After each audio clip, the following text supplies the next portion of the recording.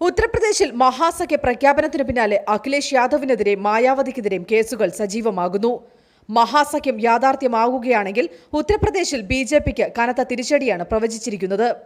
അഖിലേഷ് യാദവിനെതിരെയാണ് ആദ്യം കേസെടുത്തത്.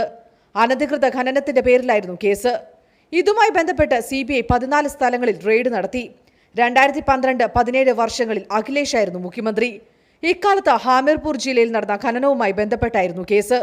അഖിലേഷിനെ CBI ചോദ്യം ചെയ്യും. മായാവതിക്കെതിരെയും CBI അന്വേഷണം ശക്തമാണ്. മായാവതിയുടെ ഭരണകാലത്ത് നടന്ന 1400 കോടിയുടെ അഴിമതിയുടെ കേസ് ഇപ്പോഴും കോടതിയിൽ നടന്നുവരുന്നു. UP വിജിലൻസ് വിഭാഗമാണ് ഈ കേസ് അന്വേഷിക്കുന്നത്. മായാവതിക്കെതിരെയുള്ള 97,000 കോടിയുടെ മറ്റൊരു കേസും ഉയർന്നു വരുന്നുണ്ട്. അതേസമയം പ്രതികാര രാഷ്ട്രീയമാണ് BJP പുറത്തെടുക്കുന്നതെന്ന് അഖിലേഷ് യാദവ് വ്യക്തമാക്കി. BJP ഇതിന്റെ ഫലം അനുഭവിക്കുമെന്നും അഖിലേഷ് യാദവ് മുന്നറിയിപ്പ് നൽകി.